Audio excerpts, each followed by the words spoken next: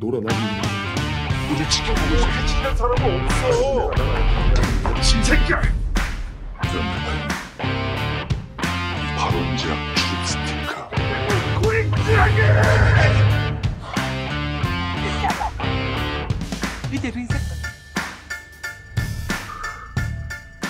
Halo cu, ketemu lagi dengan saya Opaji, pria Indohoy masa kini. Pada kesempatan kali ini, saya akan mereview film dari Korea berjudul The Vanish, di mana pemeran film ini adalah Kim Sang Kyung dan disutradarai oleh Lee Chang Hee. Seperti apa alur ceritanya? Jangan lupa subscribe dulu ya dan nyalakan loncengnya. Simak dan tonton videonya sampai habis. Yuk! Cuuu.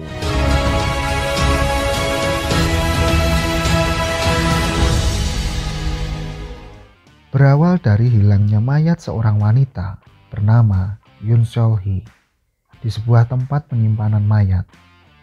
Semasa hidupnya, wanita ini adalah seorang anak konglomerat yang dijodohkan dengan Park Jin Han.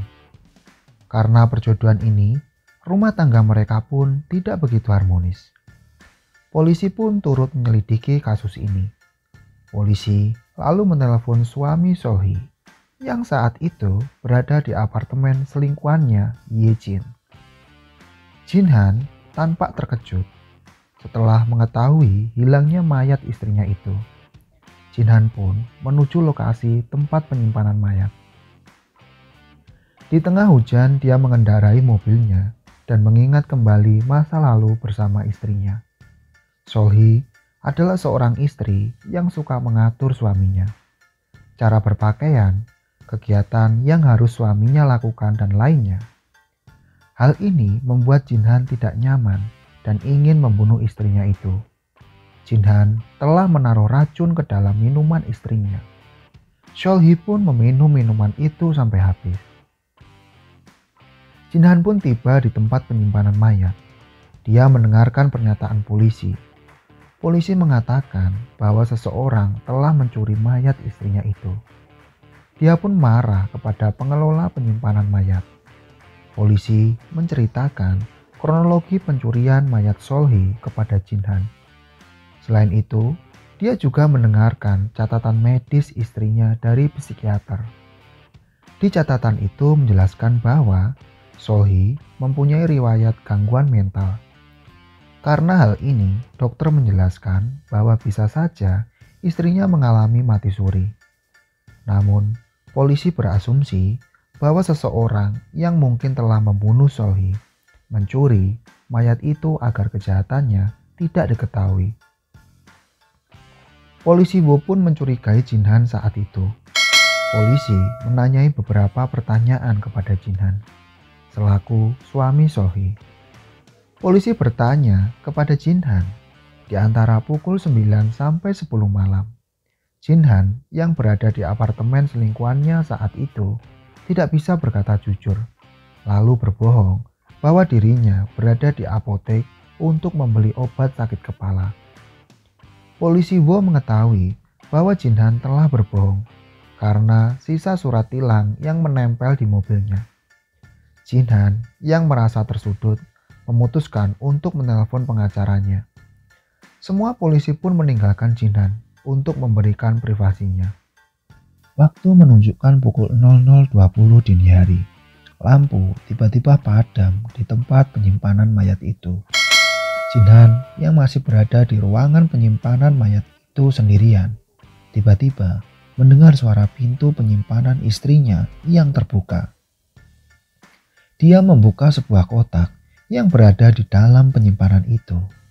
Jin Han terkejut saat melihat botol racun yang dia gunakan untuk membunuh istrinya. Racun yang dia gunakan untuk membunuh istrinya itu sangat berbahaya. Racun itu tidak mempunyai warna dan tidak berbau saat larut di dalam air. Dalam waktu 8 jam, tubuh akan lumpuh dan kehilangan kesadaran. Lalu setelah itu, orang yang meminumnya akan mati. Racun ini juga tidak akan terdeteksi meskipun telah dilakukan otopsi pada korban. Lampu lalu menyala kembali. Para polisi pun kembali ke ruang penyimpanan mayat. Dengan cepat, dia langsung memungut botol racun yang terjatuh. Polisi curiga karena barang-barang milik istrinya yang berserakan di meja dan handphone yang hilang di dalam kotak. Polisi lalu meminta Jinhan mengeluarkan barang yang ada di kantongnya. Jinhan merasa ragu karena khawatir polisi akan melihat botol racun yang dia sembunyikan. Karena Jinhan yang tidak mau bekerja sama, polisi pun memaksa mengeluarkan barang di kantong Jinhan. Polisi pun menemukan sebuah botol, lalu menyuruh dokter untuk mengidentifikasi kandungan cairan yang berada di dalam botol tersebut. Jinhan pun harus ditahan sampai identifikasi selesai, karena dicurigai membunuh istrinya. Polisi Wu menugaskan bawahannya untuk memeriksa saluran penghubung di tempat penyimpanan mayat itu. Dua bawahannya memeriksa saluran penghubung dan menemukan jalan yang terhubung dengan ruang penyimpanan mayat itu. Sehingga bisa diindikasikan saluran yang cukup luas itu menjadi pintu orang yang telah mencuri mayat Solhi. Jinhan yang masih ditahan oleh polisi meminta izin untuk ke toilet. Di toilet, dia menelpon Yejin selingkuhannya dan memintanya untuk tidak menelponnya dulu saat ini. Jendela yang sebelumnya telah ditutup oleh Jinhan tiba-tiba terbuka kembali. Jinhan menemukan sebuah surat undangan dan undangan itu mengingatkannya kepada istrinya saat masih hidup. Polisi Wu melihat rekaman CCTV bersama Jinhan. Di CCTV hanya mobil Jinhan, mobil para petugas polisi, dan mobil ambulans yang terlihat. Sehingga polisi Wu berasumsi bahwa mayatnya masih ada di sekitar tempat penyimpanan mayat.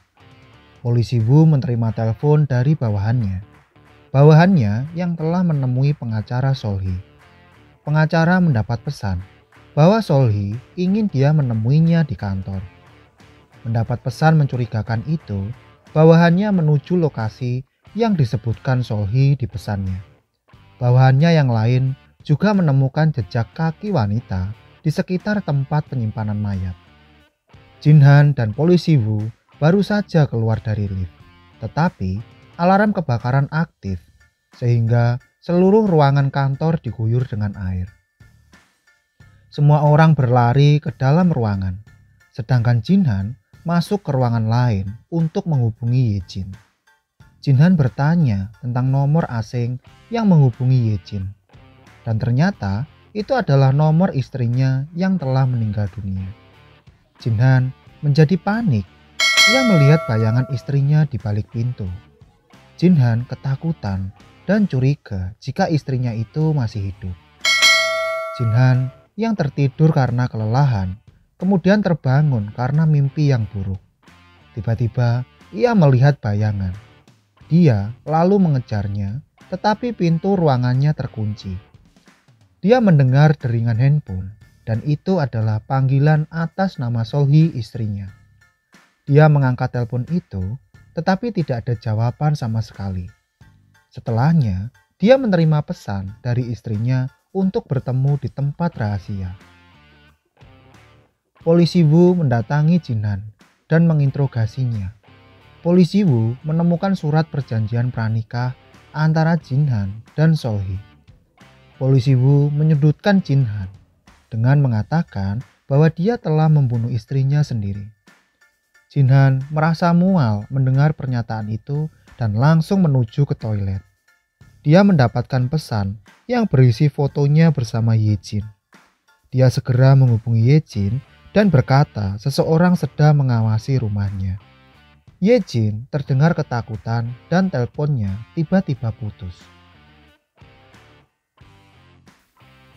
Jinhan panik dan ingin segera menemui Yejin, tetapi dicegat oleh polisi Wu.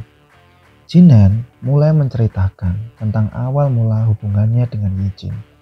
Yejin adalah satu mahasiswa Jinhan, dan dia merasa nyaman berada di dekat Yejin dan mulai menjalin kasih hingga dia hamil. Polisi yang mengecek keberadaan Yejin mengatakan bahwa tidak ada orang yang berada di alamat yang diberikan Jinhan. Dan juga tidak ada mahasiswa bernama Yejin di universitas tempat Jinhan mengajar. Jinhan pun bingung, tapi juga khawatir jika saja Solhi berbuat hal yang jahat kepada Yejin. Jinhan kembali ke rumahnya dan diam-diam diikuti oleh polisi Wu. Jinhan yang tidak menemukan apa-apa di rumahnya masuk ke dalam hutan yang gelap. Polisi Wu tetap mengikuti Jinhan.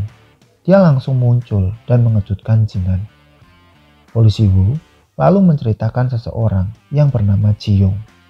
Dia adalah kekasih polisi Wu.